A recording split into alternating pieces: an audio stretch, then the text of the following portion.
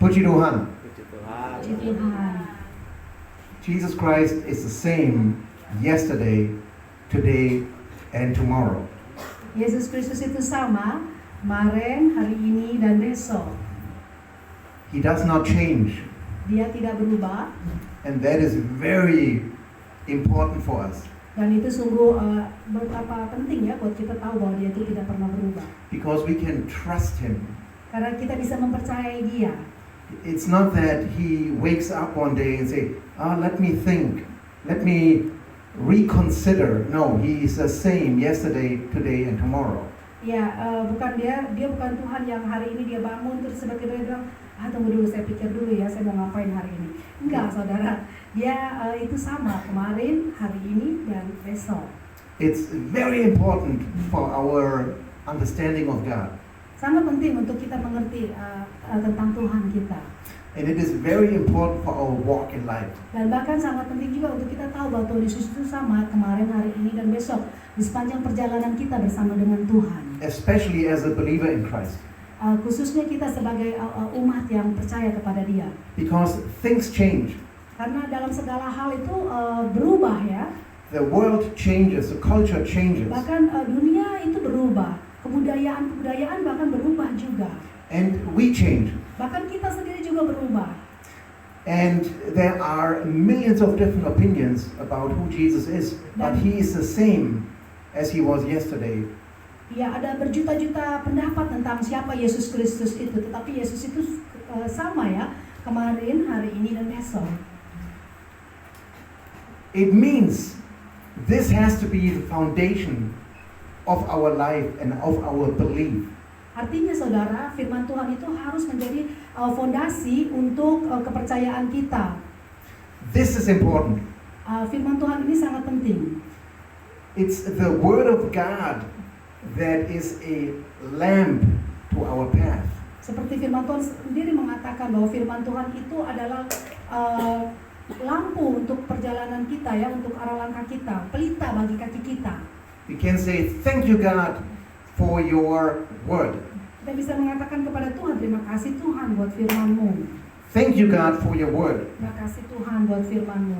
Thank you that you are consistent, Terima kasih Tuhan bahwa Engkau itu konsisten, that you don't change. karena Engkau tidak berubah. And it's interesting, the God who does not change is all about change. Tapi saudara, menarik juga gitu, meskipun dia Tuhan yang tidak berubah, tetapi juga dia Tuhan yang mau merubah. And He wants us to change. Dan dia juga mau kita berubah. He wants us to grow. Dan dia mau kita bertumbuh. He wants us to become more and more like Him. Dan dia mau kita menjadi seperti dia. Your word is a lamp to our feet and a light to our path. Di dalam firman-Nya ya dikatakan, firman-Mu itu adalah pelita bagi kakiku dan terang bagi jalanku. Psalm Di 119, dalam Mazmur 119 ayat verse 105. 105. It's the word of God it has to be the foundation of our faith. Firman Tuhan harus menjadi fondasi dalam iman kita. Okay, here we go. Here we go. And you repeat that. Jesus is the same yesterday, today, and tomorrow. Bisa saudara ulangi ya, katakan bersama-sama, Yesus Kristus sama kemarin, hari ini, dan besok. Everybody, Ayo, semuanya. 1, 2, 3. Yesus Yesus Kristus Kristus sama kemarin, hari ini, dan besok.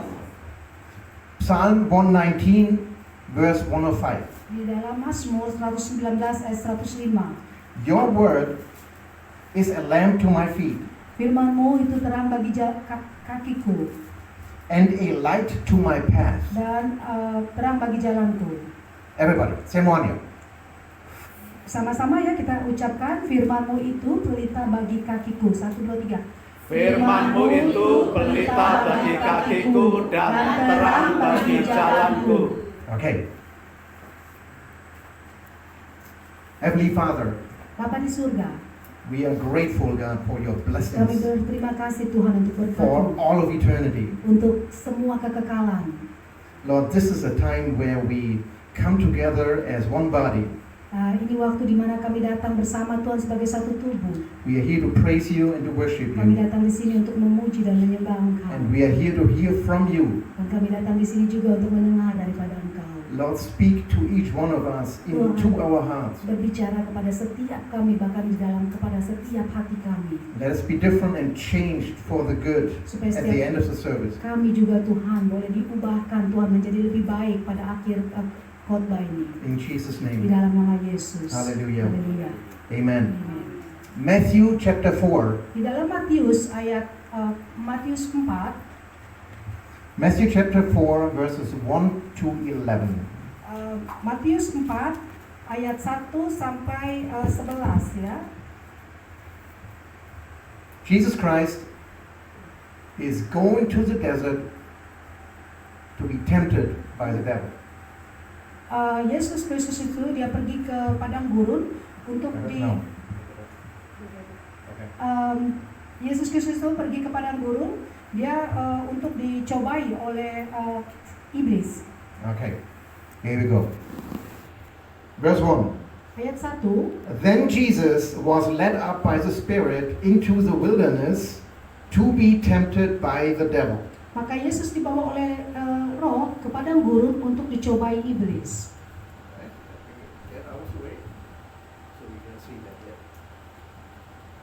And when Jesus had fasted 40 days and 40 nights, afterwards Jesus was hungry. Dan setelah berpuasa 40 hari dan 40 malam, akhirnya laparlah Yesus.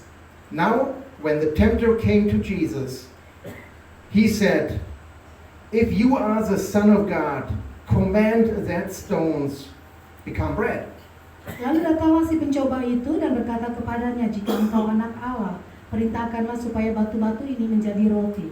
But Jesus answered and said, "It is written, man shall not live by bread alone, but by every word that proceeds from the mouth of God." Tetapi Yesus menjawab, "Ada tertulis, manusia hidup bukan dari roti saja, tetapi dari setiap firman yang keluar dari mulut Allah." First temptation, first quote of scripture. Pencobaan yang pertama itu katakan dia memakai firman Tuhan ya, saudara. First temptation, first quote of scripture. Jadi pencobaan pertama yang Yesus hadapi itu mereka itu memakai firman Allah.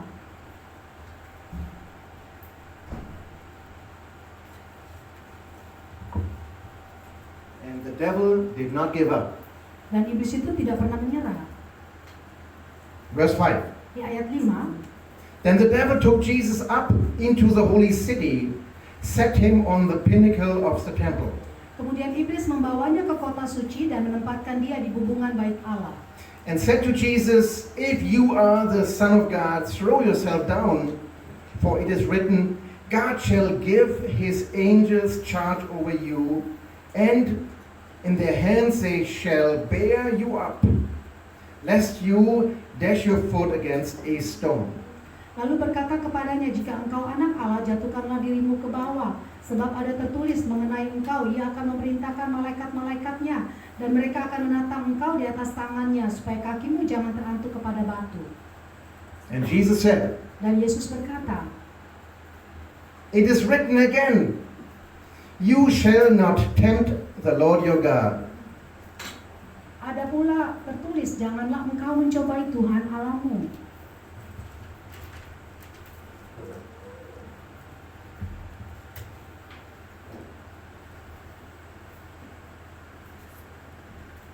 Second temptation, Jesus again takes the word of God for his defense. Pencobaan yang kedua, Yesus juga memakai firman Tuhan untuk membela pembelaannya dia, pertahanannya dia. Second temptation, second time, the word of God. Dan pencobaan yang kedua itu iblis juga memakai firman Tuhan. Verse 8. Di ayat 8, The devil took Jesus up on an exceedingly high mountain and showed him all the kingdoms of the world and their glory. dan iblis membawanya pula ke atas gunung yang sangat tinggi dan memperlihatkan kepadanya semua kerajaan dunia dengan kemegahannya. The world and the glory of the world. Dunia dengan segala kemegahannya. There is so much temptation. Ya, itu sangat banyak pencobaan yang sangat besar ya. The world looks great. Dunia itu kelihatannya luar biasa. And the devil said to Jesus, Dan iblis mengatakan kepada Yesus, all these things I will give you if you will fall down and worship me. semuanya ini aku akan berikan kepada engkau jika saja engkau menyembah aku. Wow. And Jesus said to him, Dan Yesus berkata kepada dia, away with you, Satan, for it is written, you shall worship the Lord your God, and him only you shall serve. enyahlah iblis, sebab ada tertulis engkau harus menyembah Tuhan Allahmu dan hanya kepada dia sajalah engkau berbakti. Third temptation. Pencobaan yang ketiga. And the third time, Jesus uses the word of God for his defense. Dan yang ketiga kalinya juga Yesus memakai firman Tuhan sebagai pertahanannya dia. Third temptation, the answer was from the word of God. Pencobaan yang ketiga, Yesus menjawab juga dari firman Tuhan. You can sum it up right there and say, with every temptation, Jesus quoted the word of God. Saudara bisa menyimpulkan bahwa setiap pencobaan yang Yesus hadapi, Yesus itu melawan dengan firman Tuhan. Verse 11. Di ayat 11, Then the devil left Jesus, and behold, angels came and ministered to him. lalu iblis meninggalkan dia dan lihatlah malaikat-malaikat datang melayani Yesus. And in Luke, the Gospel of Luke, Di dalam buku Lukas, that same passage in chapter 4 di Lukas 4 ends in verse 13. ayat 13, Luke chapter 4 verse Lukas 4 ayat 13. 13, Now when the devil had ended every temptation, he departed from Jesus until an opportune time. sesudah iblis mengakhiri semua pencobaan itu, ia mundur daripadanya dan menunggu waktu yang baik. Satan will never stop to tempt you. Saudara, kalau lihat di ayat ini, setan itu tidak akan pernah berhenti untuk mencobai kita. Ever. Tidak akan pernah berhenti. He will always look for an opportune time. Dia akan selalu mencari waktu yang tepat, ya. He will not say, oh, you quoted scriptures 3 times, I'm giving up on you. Iblis itu bukan bersifat seperti, oh, dia tahu firman Tuhan 3 kali, dia tahu melawan saya. Udah deh, saya nggak ganggu dia lagi. Dia nggak seperti itu, saudara. Never ever will he give up. Iblis itu dia tidak akan pernah menyerah. Because he wants you, he wants your soul, he wants every little bit of you to steal, to kill and destroy. Karena iblis itu dia mau engkau, dia mau jiwa engkau. Dia itu mau mencuri, dia mau membunuh, dia mau mengambil semuanya dari saudara. We as Christians, we know that Jesus has defeated Satan. Kita sebagai anak Tuhan, kita sudah tahu Yesus itu sudah mengalahkan setan. Satan has been determined for all eternity for damnation. Setan itu udah ditentukan oleh Tuhan untuk selamanya, dia itu akan dihakimi. Yet he does not stop, and he is out here like a roaring lion. Tetapi iblis itu dia tidak akan pernah berhenti, dia itu seperti singa yang mengaum, ya. Dia itu mencari mangsanya. And we better be prepared. Dan kita sebagai anak-anak Tuhan, kita harus selalu siap. Here we go. First observation. Observasi yang pertama, Jesus, at the first temptation, did not say, wait a moment, let me do a Bible study, and I'll get back with you. Waktu Tuhan Yesus itu dicobai, saudara, dia tidak bilang, oh tunggu dulu sebentar, saya belajar Alkitab dulu, ntar saya baru lawan si iblis. He was ready to answer. Dia siap untuk menjawab iblis. He was ready to answer. Dia siap menjawab iblis. And he was ready to answer with scripture. Dan dia tahu firman Tuhan, dia menjawab dengan firman Tuhan. And he was quoting scripture not out of context, but within context. Dan dia juga memakai firman Tuhan itu tidak di dalam luar konteks, ya. Kadang orang Kristen mengklaim firman Tuhan di luar konteks. And here is my first challenge to each one of us, including me. Are we ready? Ini yang tantangan saya yang pertama untuk kita semua, termasuk diri saya sendiri. Apakah kita siap? And if not, what are we going to do about it? Are we doing Bible studies? Dan jika kita tidak siap, apa yang akan kita lakukan, saudara? Apakah kita belajar firman Tuhan? Apa kita mendalami Alkitab? Now it's great to have a Bible devotion.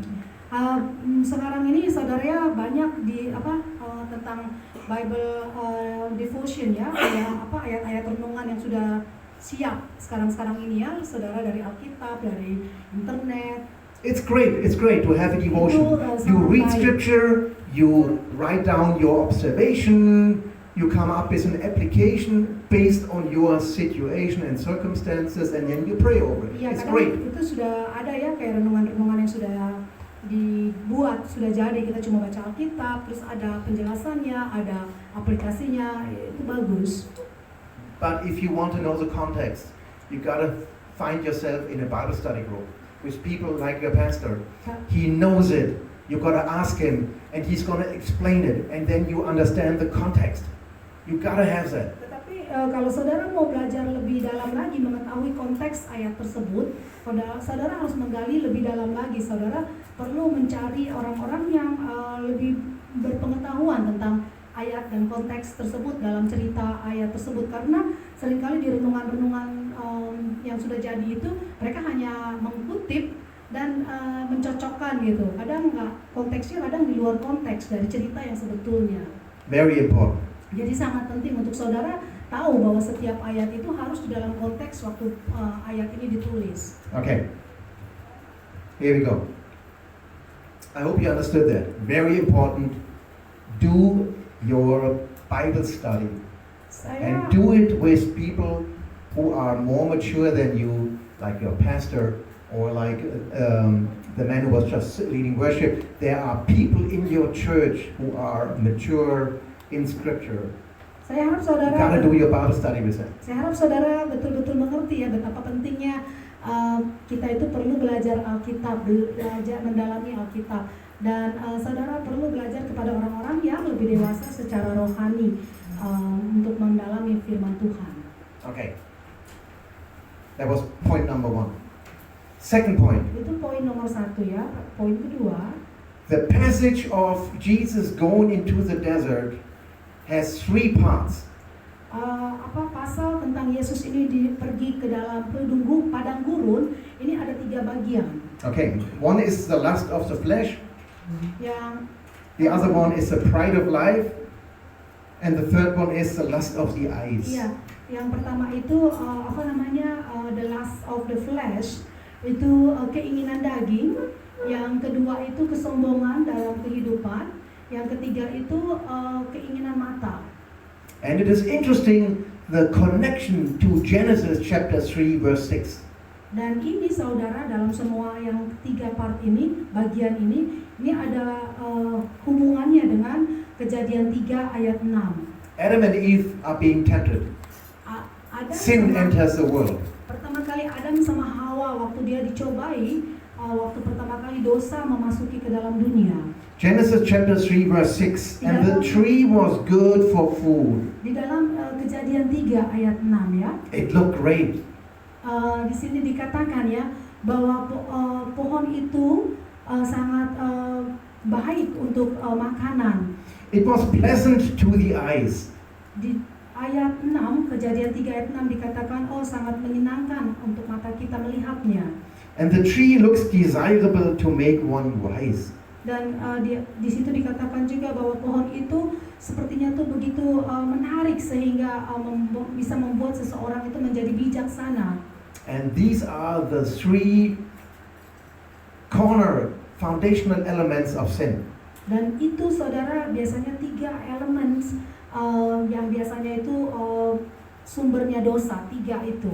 The eyes. Pertama mata. Oh, you are a fine girl. Oh, kamu cantik sekali.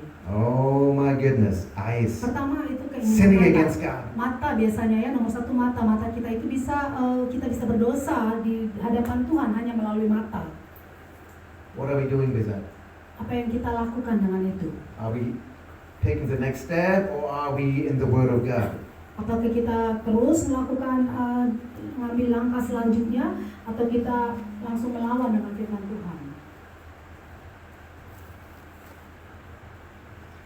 It was good for food versus commands a stone to become food.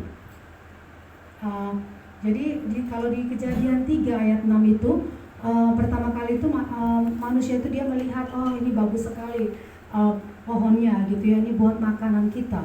Instant gratification versus patience and growth. Tapi atau kita melawan batu menjadi makanan. Oh, I need this right now. Instan gratifikasi ya. Jadi saya pokoknya harus dapat sekarang. Oh, I need this right now. Whatever it is. Saya harus dapat sekarang, apapun itu juga. Whether you want to buy something that you cannot afford and you do it anyway, Atau and you misalnya, ruin your family financially. Apa saja itu ya cobaannya saudara. Contohnya saudara pergi ke toko, terus saudara melihat sesuatu yang pokoknya itu menarik sekali buat mata saudara. Meskipun saudara tahu secara keuangan saudara nggak punya, tetapi saudara melangkah karena untuk menyenangkan daging saudara. Saudara membeli itu, tetapi akhirnya saudara menaruh keluarga saudara di dalam kesulitan keuangan. Or whether you see that sweets, that beautiful dessert that is so unhealthy for your body, and you just take it. Atau saudara melihat Because you need it now. makanan-makanan yang nggak sehat gitu. Saudara lihat, wah ini menggiurkan banget. Pokoknya enak ini untuk saya makan sekarang. Meskipun saudara tahu itu nggak sehat, pokoknya saya makan dulu sekarang. One of the fruit of the Spirit is wisdom. Salah satu buah dari Roh Kudus itu adalah hikmat.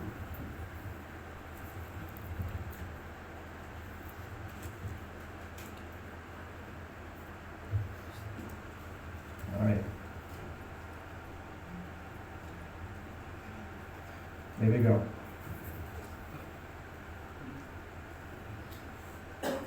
Jesus is telling us very important lessons.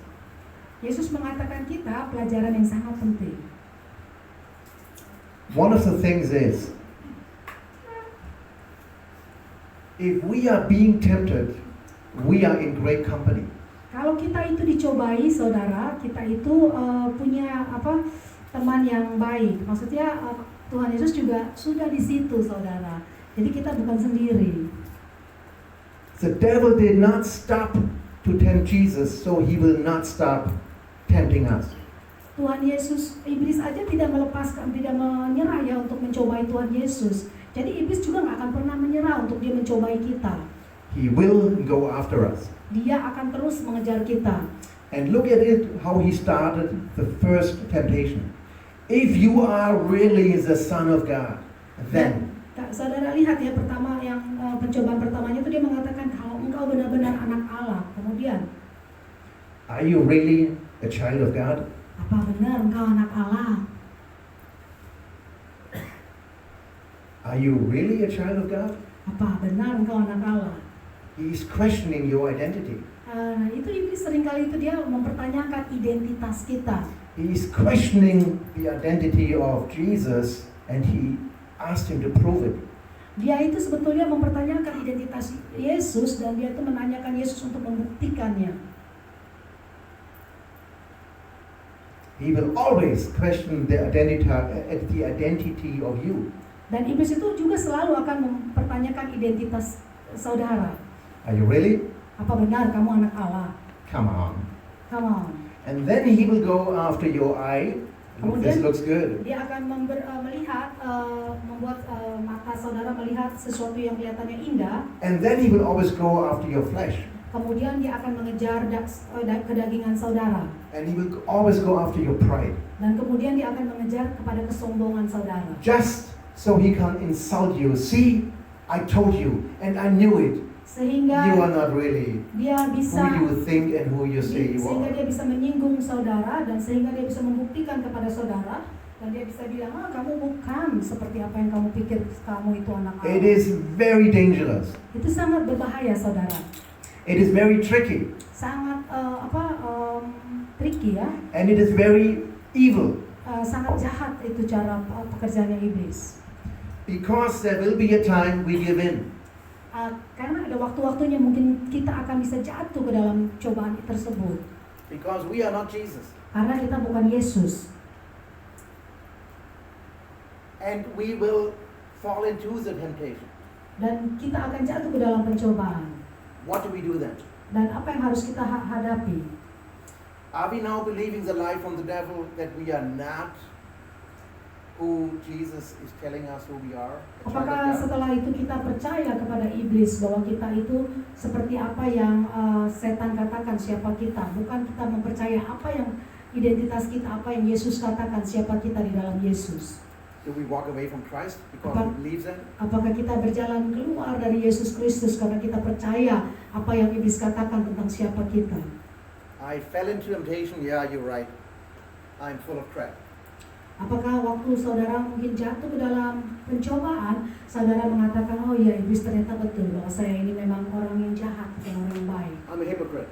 Saya seorang yang penuh dengan kemunafikan. I'm leaving. Saya kalau gitu tidak layak untuk mengikuti Tuhan. I don't deserve His grace. Saya tidak layak untuk menerima anugerahnya Tuhan. I'm garbage. Saya ini seorang sampah. And we turn our back on Christ. Dan kita berjalan keluar dari Tuhan. Tricky and evil. Dan itu caranya iblis, saudara. That is the Sangat jahat. strategy. Itu strategisnya iblis. That is the strategy from Satan. Itu strateginya setan. To steal, to kill, and to destroy. Untuk mencuri, untuk membunuh, dan untuk menghancurkan. And it is very dangerous. Dan sangat berbahaya. All right. First thing, we are in great company when temptation comes. Nomor satu, kita harus ingat saudara bahwa kita itu semuanya ada di dalam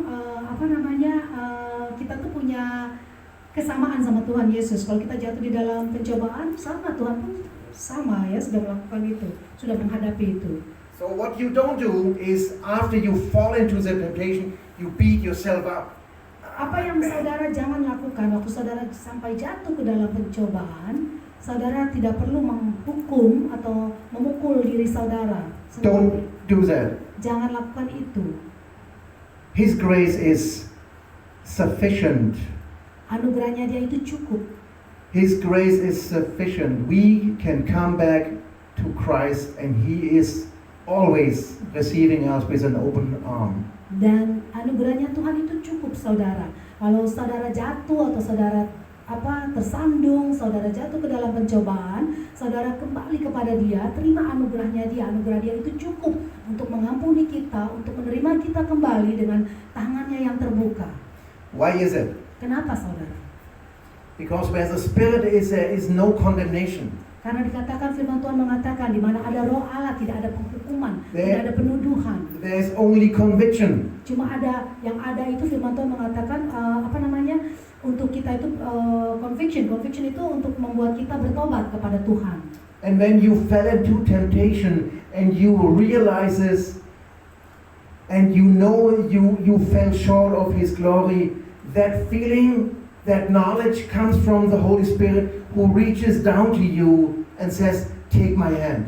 Waktu saudara jatuh ke dalam pencobaan atau saudara tersandung ya, saat itu saudara sadar dan saudara, aduh saya sudah melakukan suatu kesalahan.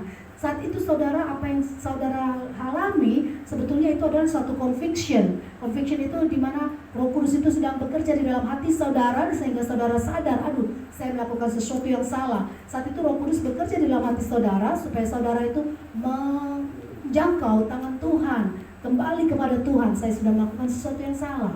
There you go. Itu sebetulnya Tuhan sedang menarik saudara kembali. When Jesus was walking into the wilderness, the Spirit was leading Him there.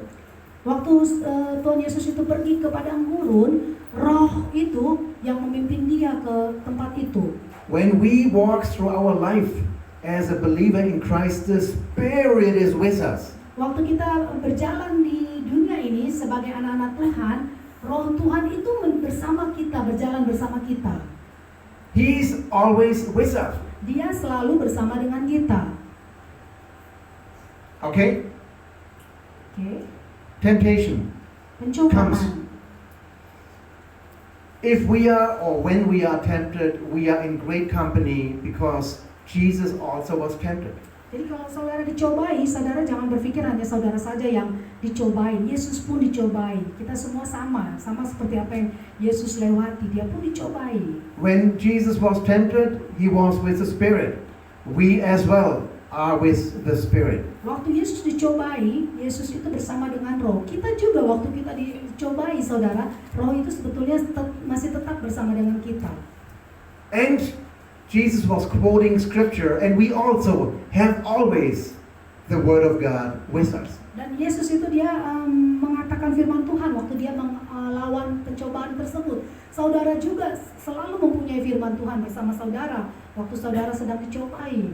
I hope you see those similarities. Saudara, saya harap bisa melihat ya kesamaan tersebut. Okay, here we go. Here we go. 3 things. 3 hal, 3 temptations, 3 pencobaan, 3 similarities, 3 persamaan, and 3 things dan 3 hal that completes the story of Matthew chapter 4 verse 11. Context. 3 things. I'm sorry, can you say again? 3 things. Jadi ada 3 hal, ada 3 pencobaan dan ada 3 hal yang that complete what? Yang Completes the story. melengkapi, The story of Matthew 4 1 to 11. 3 things. yang melengkapi cerita dari Matius 1 sampai 11. Something happened before. Tapi ada sesuatu yang terjadi sebelumnya. Something happened during the time in the wilderness. Ada sesuatu yang terjadi sebelum masa-masa tersebut di dalam padang gurun. And something happened afterwards. Dan ada yang terjadi juga setelah masa pencobaan tersebut di padang gurun. Before, what happened? Jesus was just water baptized. Ingat di padang gurun itu sebelumnya Yesus itu dibaptis. He was just water baptized by John the Baptist. Yesus itu hanya dibaptis, saat itu dia dibaptis oleh Yohanes Pembaptis.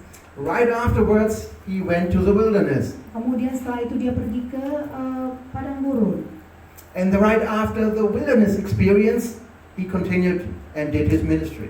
Dan setelah dia ke padang gurun, dia melakukan selanjutnya pelayanannya dia. Wouldn't it be great if we start our journey as a believer after water baptism, we could start right away with fasting? Bukankah saudara luar biasa gitu ya, setelah kita misalnya sudah dibaptis, habis itu kita melalui pelayanan kita dengan berpuasa. That would be interesting, right? Typically we don't. Typically fasting comes later as an exercise to see God and to strengthen our spiritual maturity or seeking for guidance. Biasanya saudara kita berpuasa itu kan nggak langsung ya setelah habis baptis, setelah dibaptis terus langsung berpuasa, biasanya enggak.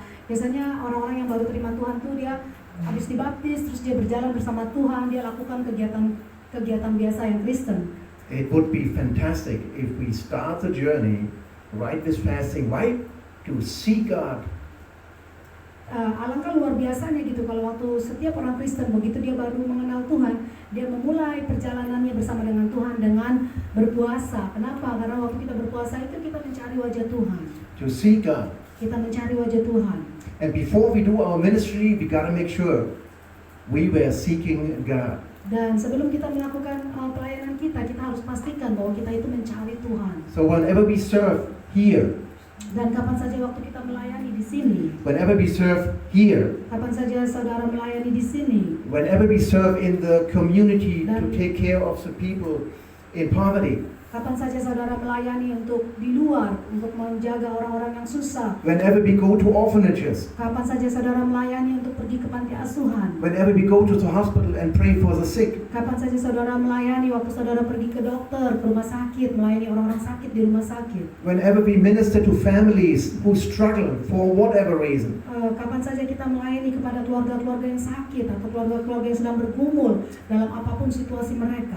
before we do ministry, sebelum kita melakukan pelayanan, before we do ministry, let us follow the example of Jesus and prepare ourselves through fasting. Sebelum kita melakukan pelayanan, mari kita mengikuti contohnya Yesus Kristus. Kita itu mencari wajah Tuhan melalui berpuasa. I'm not trying to make new rules here. Saya tidak membuat peraturan yang baru, saudara. I want to encourage you the benefit Tetapi saya of mau fasting before ministry. saudara mengalami keuntungan berpuasa sebelum saudara itu melayani. And please, I'm not saying you need to fast for 40 days. Dan jangan salah mengerti juga, saya tidak mengatakan bahwa saudara harus berpuasa 40 hari.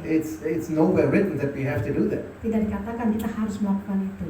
Okay, you might fast for just the day before, just for your breakfast. Mungkin saudara boleh berpuasa sehari aja sebelumnya, atau saudara berpuasa makan pagi saja, itu sudah berpuasa.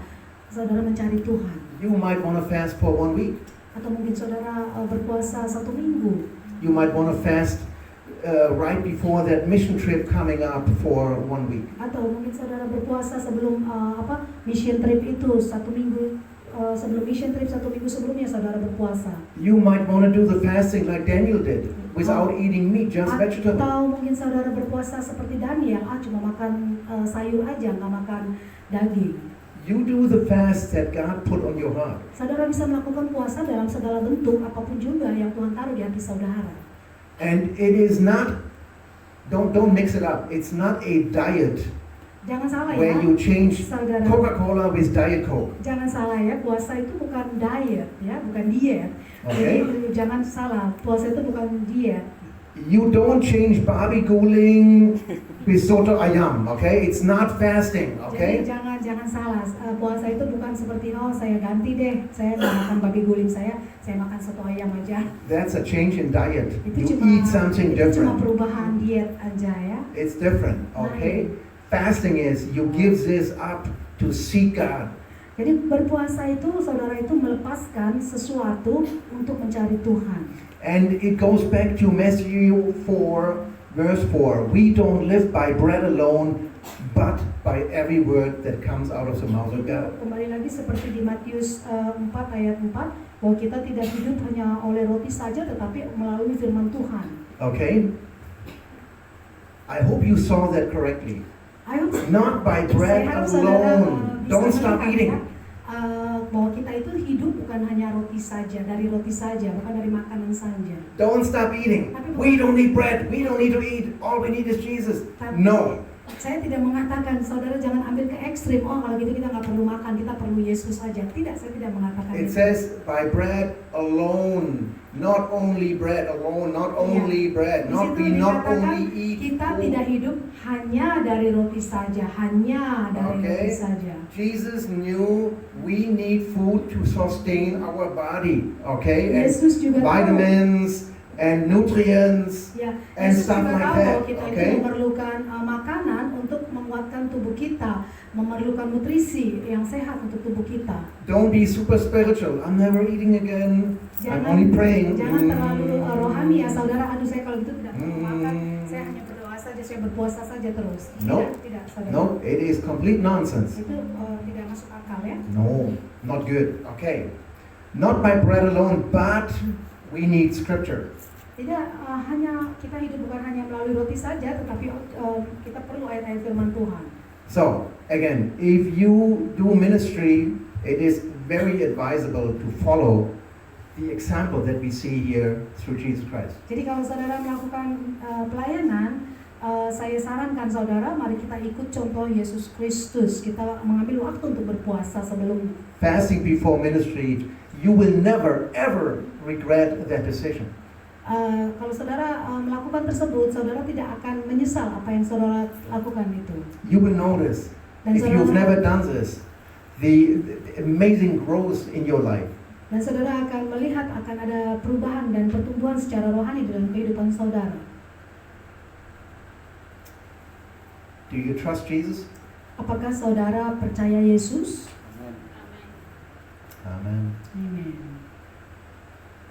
Do we follow Jesus? Apakah kita mengikuti Yesus? Amen. Amen. All right.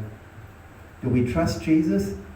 Apakah kita percaya Yesus? Ayo dong saudara. Yes, amen. Okay, I'll Sedikit get ini two. yang percaya Yesus. Do we trust Jesus? Apakah kita percaya Yesus? Amen. Here we go. Amen. Amin. Okay? When Satan comes to tempt us, we're going to stand on the word of God. Waktu iblis itu datang mencobai kita, kita akan berdiri di dalam firman Tuhan. But the Bible said, Tetapi firman Tuhan mengatakan, for it is written, ini sudah tertulis. I'm gonna go to a Bible study. Nggak bisa dibilang, oh ini saya akan pergi ke Bible study dulu. Where's your enthusiasm? I'm gonna go to a Bible study. Saya akan pergi ke Bible study. Yay!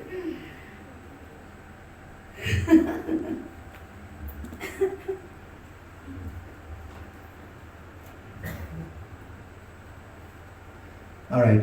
Ephesians chapter 6. Di dalam Efesus ayat 6, Efesus pasal 6, Ephesians chapter 6 tells us that we gotta put on the full armor of God. Efesus 6 mengatakan bahwa kita itu harus diperlengkapi dengan perlengkapan perang daripada Tuhan. Because we are in a spiritual warfare against the world and the leader of the world called Satan. Karena kita itu di dalam peperangan rohani ya di dalam dunia ini, dan itu pemimpinnya di dunia ini itu setan. Ephesians chapter 6. Efesus 6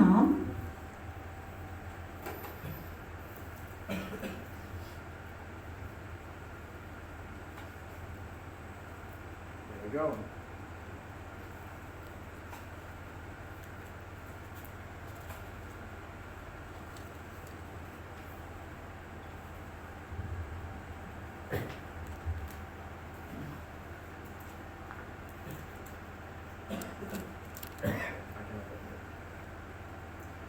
Ephesians chapter 6, where we put on the full armor of God. Perhaps you can look it up here. boleh dikasih Efesus 6 ayat The full armor of God. 11 ya. This is Indonesia. I think it starts at 11, right? Okay, can you read it in Bahasa? Kenakanlah ayat 11 ya, kenakanlah seluruh perlengkapan senjata Allah supaya kamu dapat bertahan melawan tipu muslihat iblis. Karena perjuangan kita bukanlah melawan darah dan daging, tetapi melawan pemerintah-pemerintah, melawan penguasa-penguasa, melawan penghulu-penghulu dunia yang gelap ini, melawan roh-roh jahat di udara. Sebab itu ambillah seluruh perlengkapan senjata Allah supaya kamu dapat mengadakan perlawanan pada hari yang jahat itu dan tetap berdiri sesudah kamu menyelesaikan segala sesuatu. Jadi, berdirilah tegak, berikat pinggangkan kebenaran, dan berbaju zirakan keadilan. Kakimu berkasutkan kerelaan untuk memberitakan Injil damai sejahtera. Dalam segala keadaan, pergunakanlah perisai iman, sebab dengan perisai itu kamu akan dapat memadamkan semua panah api dari si jahat. Dan terimalah ketopong keselamatan dan pedang roh, yaitu firman Allah. Dalam segala doa dan permohonan, berdoalah setiap waktu di dalam roh, dan berjaga-jagalah di dalam doamu itu dengan permohonan yang tak putus-putusnya untuk segala orang kudus. Okay. And now we go to 1 Corinthians chapter 10 verse 13.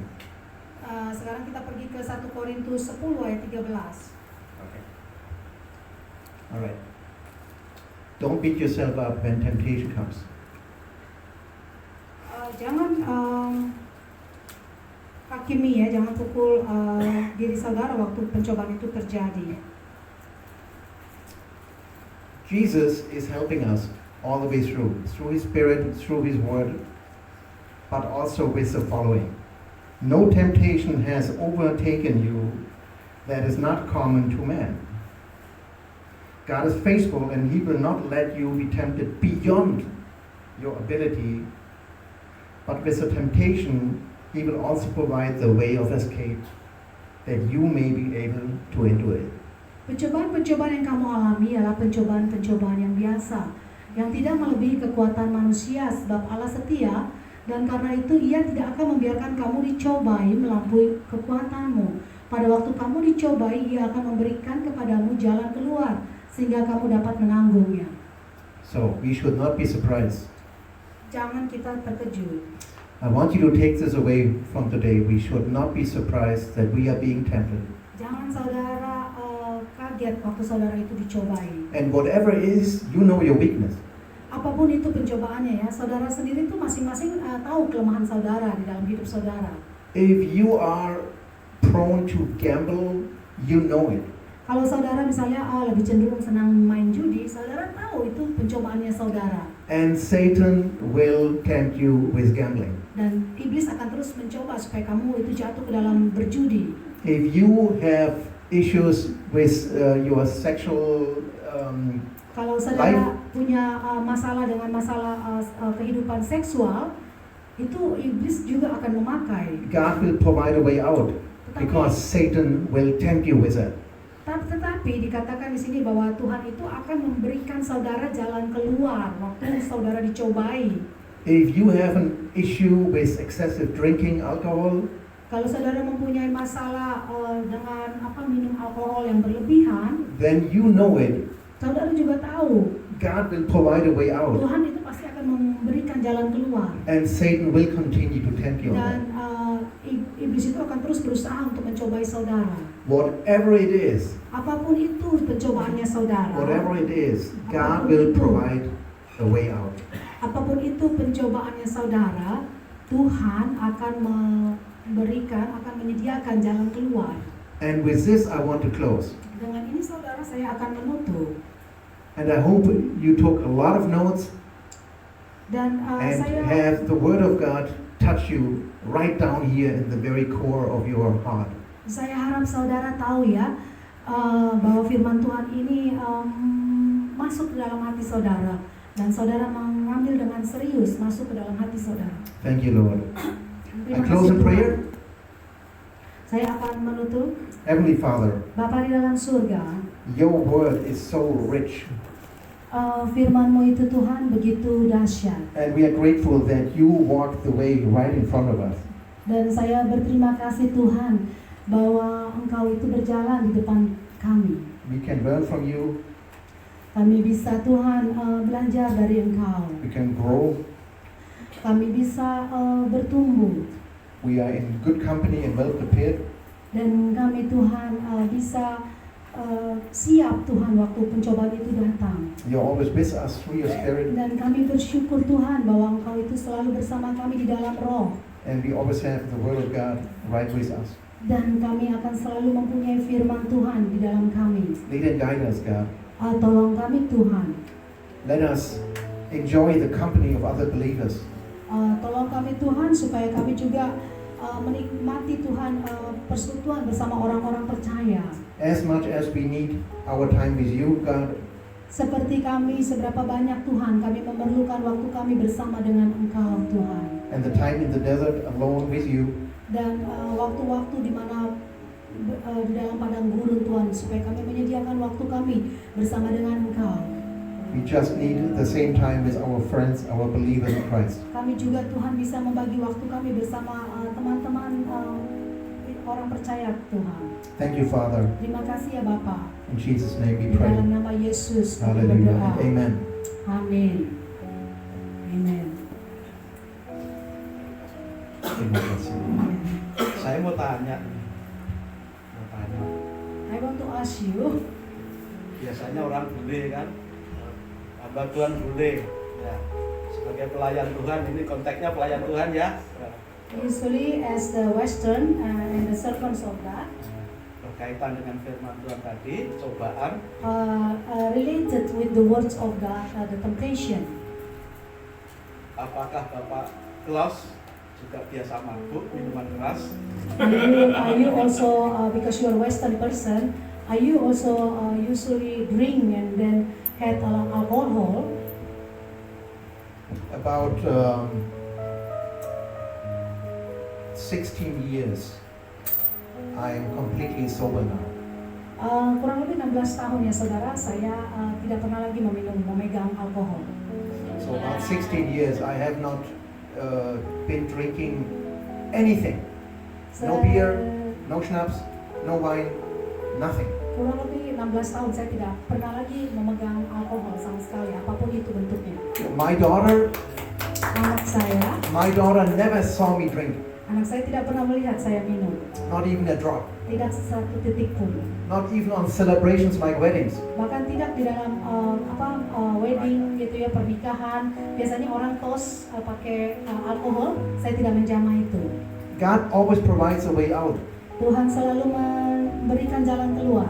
And the way out is to have a glass of orange juice. Dan jalan keluarnya itu selalu ada orange juice di situ. Ambillah ya orange juice itu. same glass, Gelas yang sama saya pakai buat untuk toast, but a different drink. tetapi minuman yang berbeda. I don't want to stand here and preach. I want to live it. Saya tidak hanya mau berkhotbah dan berdiri di sini, hanya berkhotbah, tetapi saya juga mau menjalani di dalam hidup saya. Because I know the danger of drinking alcohol. Karena saya juga tahu bahayanya minum alkohol. It's just one glass. Cuma satu gelas saja. I'm talking to you guys. Saya bicara kepada saudara semua. I'm not want to make rules and say it is forbidden to drink. I don't want to say that. Saya tidak membuat peraturan, nggak boleh minum ya. Saya nggak bikin peraturan seperti itu. But I can tell you of the danger. Hanya saya bisa katakan bahwa alkohol itu sangat berbahaya. And the danger is this. Dan berbahayanya itu adalah, Here's the danger. Look, you drink one sip, saudara minum satu sip, and then you wait. Oh, nothing happens. nggak terjadi apa-apa. What did my parents tell me? Nothing happens. Nggak ada apa-apa. Saya minum sedikit. And you have another cup, Saudara tambahin lagi satu gelas lagi. and you still don't notice. Tetap aja nggak mabuk. Then you have a second cup, Tambah lagi gelas yang kedua. and then it hits you. Tiba-tiba saudara langsung mabuk. That's the problem. Itu masalahnya. Seringkali orang nggak bisa kontrol ya. The problem is it hits you suddenly, way later when it is too late. Seringkali orang itu langsung dia kena mabuk tanpa dia pikir bisa kontrol, tapi dia sudah keburu jatuh mabuk. And it is never worth it. Dan itu sungguh nggak layak, saudara. Never worth it. Nggak layak untuk saudara mengalami itu. I hope I answered your question. Semoga saya menjawab pertanyaan Satu lagi. Bapak. Tadi untuk pelayan Tuhan tadi konteksnya ya. Ya. Secara khusus Sebagai berpuasa. this is the context of the servant and the minister of God. So the second thing is about the fasting. Apa Bapak sudah puasa? Pernah puasa? Are you also fasting? I do. Ya, saya juga berpuasa, saudara. I do. Ya, saya juga berpuasa. For me personally, I fast breakfast, Kalau untuk saya itu biasanya saya mau ngambil puasa itu memotong makan pagi saya. Dia itu paling suka makan pagi. and because that is my favorite meal, Ya, karena breakfast itu makan pagi itu adalah suatu kesukaan saya makan pagi. so I'm fasting that one that is the most important to me. Jadi biasanya saya kalau saya berpuasa itu saya potong sesuatu yang sangat penting buat saya, itu yang saya potong kasih ke Tuhan. And then I'm going through my day until lunch, Dan saya sepanjang hari sampai waktu jam makan siang, and my stomach is craving. nah perut saya lapar nih, bukan main. Give me the bread. Kasih saya roti makan pagi saya. Oh, I'm hungry. Saya lapar sekali. It looks good, Ya, and then it smells good. saya pokoknya. Temptation is right there. Iya, sampai jam makan siang. But God is also giving us, through the spirit of self-control. Tetapi Tuhan juga memberikan kepada kita melalui roh, yaitu roh pengendalian diri. And when that hunger creeps in, Waktu kelaparan itu datang di dalam perut kita, tubuh kita, I have two choices. saya punya dua pilihan. I go after the bread, Saya langsung cari roti kesukaan saya, or in that moment, because I like to eat bread, karena saya suka ya roti Jerman. I go after the bread, or I seek God. Saya mencari roti saya atau saya pergi mencari Tuhan. I eat the food, or I seek God. Saya mencari makanan untuk saya bisa memenuhi kelaparan saya atau saya mencari Tuhan. And it never failed, not once. Dan tidak pernah gagal, tidak satu kali pun. It was always extremely satisfying and gratifying. Selalu rasanya itu memuaskan dan memuaskan ya. God always came through with an answer that I was seeking. Dan Tuhan itu selalu datang waktu saya mencari Dia selalu datang dengan jawabannya Dia, karena saya mencari Dia. The problem was, it was always on the last day of my fasting time. Dan biasanya tahu nggak saudara, Tuhan itu selalu menjawab pertanyaan saya itu bukan di hari pertama saya berpuasa. Biasanya tuh jawaban-jawaban yang saya tanya kepada Tuhan waktu saya mencari Tuhan, saya dapatnya tuh di hari yang terakhir. Misalnya dia puasa 3 minggu, di hari yang ke 21 hari baru Tuhan jawab gitu. When God says, I want you to fast for 21 days, on the 21st day, He came through. Waktu Tuhan bilang sama saya mau kamu berpuasa 21 hari, Di hari yang ke-21 baru dia menjawab doa saya. And that's a lot of missing out on bread. Dan itu saudara tahu berapa banyak roti yang saya nggak makan. But I always got an answer that was reliable, Tapi that I saudara, could trust. saya selalu mendapat jawabannya yang begitu luar biasa dari Tuhan yang bisa saya percaya. I came out of that fasting better than I went in. Waktu saya keluar dari puasa itu, saya menjadi orang yang lebih baik daripada orang waktu saya baru masuk ke dalam berpuasa tersebut. And because God came through, Karena Tuhan itu selalu hadir ya. He humbled me.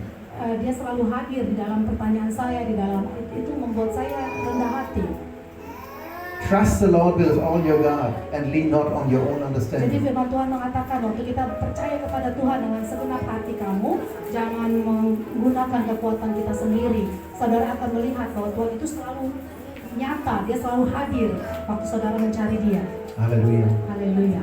Thank you, Pastor. Terima kasih. Terima kasih. Ya, terima kasih.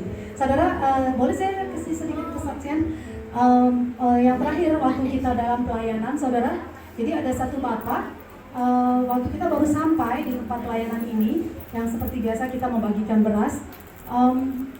Waktu kita baru sampai, ini sesuatu hal yang nggak biasa saudara terjadi. Jadi bapak ini, dia di drop sama satu motor ya, tapi langsung di drop di pinggir trotoar begitu. Ini motor langsung jalan, ini bapak langsung di drop. Tapi di bapak ini dalam keadaan sekarat gitu. Bapak ini sudah mau mati. Nah, yang membuat saya terkejut saat itu, saya berpikir kenapa bapak ini dibawa ke kita gitu. Jadi bapak ini langsung bilang, ibu saya sudah mau mati, tolong didoakan saya. Bapak ini belum pernah ketemu kita saudara. Tapi cuma dia tahu saat itu bahwa ada pembagian beras. Dan dia sudah dengar gitu dari orang-orang sekitar bahwa oh kalau mereka datang ada mujizat-mujizat. Dan kebetulan bapak ini dia itu naik pohon kelapa, dia itu punya darah tinggi. Dia itu naik pohon kelapa terus dia jatuh saudara. Jadi dia itu seharusnya nggak boleh jatuh. Jadi makanya terus dia pulang dalam keadaan tergopoh-gopoh, masuk ke kamar mandi, jatuh lagi saudara, terbentur sama bak mandinya dia. Jadi dia saat itu berpikir bahwa dia akan mati dan dia percaya bahwa dia akan mati. Cuma dia bilang gitu, saya sudah berpikir bahwa saya akan datang hari ini untuk ketemu ibu. Jadi dia bilang kalau saya mati, tolong doakan saya ibu. Jadi waktu itu saudara, bapak ini seperti yang Pastor Klaus khotbahkan gitu. Dia suatu orang yang dengan terbuka hatinya dia bilang sama saya langsung, karena dia tahu dia sudah mau mati, dia mengaku dosa sama semua apa yang dia lakuin sama saya. Ibu saya sudah mau mati. Bagaimana caranya saya ketemu Tuhan? Saya orang yang buruk, saya melakukan ini ucapin semua sama dia. Waktu saya melihat gitu, saya juga nggak pernah ya saudara ngadapin orang mati yang saya sama sekali nggak tahu di pinggir jalan datang ke kita gitu. Saat itu pertama reaksi saya itu kita bawa ambulans, telepon bawa dia ke dokter. Tetapi saudara, saat itu Roh Kudus itu memimpin kita. Tuhan bilang enggak, kamu mendoakan dia, pimpin ke dalam keselamatan. Saat itu saya berpikir bahwa dia itu nomor satu perlu tahu Tuhan. Saya bilang, Bapak tidak perlu ceritakan kepada saya betapa banyak dosa Bapak. Saya bilang, nomor satu saya bilang ada Tuhan yang bisa mengampuni dosa Bapak dan ada keselamatan yang Tuhan sediakan. Kalau sampai Bapak saat ini mati, saya bilang Bapak itu perlu tahu bahwa Bapak itu akan pergi ke surga. Jadi saya katakan Bapak ini tentang keselamatan Yesus Kristus, apa yang Yesus kerjakan di dalam kehidupan kita, bagaimana kita bisa ditebus dosa kita dan bagaimana kita bisa bawa ke surga. Bapak ini dengan segenap kekuatan untuk bicara, dia nggak bisa bicara ya, dia mengatakan saya mau. Udah saya di situ ya saudara, dia itu hanya pakai sarung, jadi dia bawa itu orang cuma dalam pakai sarung. Kita doain dia, kita doakan saudara. Tiba-tiba di dalam doa itu baru dia bilang, Yesus saya terima Engkau sebagai Tuhan dan Juru Selamat saya. Itu saudara, dia tiba-tiba berdiri saudara. Dia bilang, kesembuhan itu terjadi, mujizat itu terjadi saudara. Dari atas kepala dia itu sampai kaki dia itu dia merasakan ada jamahan Tuhan. Dia bisa langsung bangkit berdiri dari dia duduk di trotoar, udah nafasnya itu udah sedikit. Tiba-tiba dia bisa bangun, dia bilang ada sesuatu yang menjamah saya dari atas kepala saya sampai ujung kaki saya. Saya percaya, saya bilang saat itu, saya bilang Tuhan Yesus yang menyembuhkan Bapak. Saudara, dia disembuhkan, dia terima Tuhan Yesus, dia buka hatinya. Kemudian saudara, kita pergi masuk ke dalam ya saudara. Di sini ada sekitar kurang lebih 70 keluarga. Ada 70 keluarga, terus mereka lagi sedang bernyanyi-nyanyi. Ini yang nyanyi. Bapak ini sudah masuk, duduk di paling ujung. Mungkin kira-kira kita nyanyi 10 menit kemudian, Roh Kudus itu taruh di dalam pikiran saya, Bapak yang kamu doakan itu, dia akan jatuh, collapse ya. Tapi saya saat itu nggak ngerti jatuh, mati atau apa. Pokoknya Tuhan bilang, he is gonna be collapse. Jadi saya cari dia, karena saya tahu Roh Kudus bilang sama saya, dia akan collapse. Saya cari, aduh di mana Bapak itu ya gitu. Ternyata betul saudara, Bapak itu ada di ujung. Orang-orang semua lagi pada menari-nari, gak tahu bahwa Bapak itu, dia itu mau mati. Dia itu teriak-teriak sama saya, ibu tolong saya gitu, ibu saya mau mati.